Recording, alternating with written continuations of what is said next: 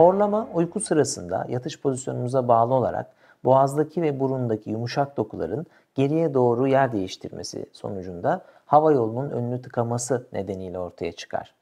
Burada burundaki tıkanıklıklar, küçük dildeki yumuşak dokudaki, boğazdaki yumuşak dokulardaki sarkmalar ya da kiloya bağlı dil kökümüzdeki yumuşak doku büyüklükleri horlama şiddetini ve horlamanın derecesini değiştirebilir.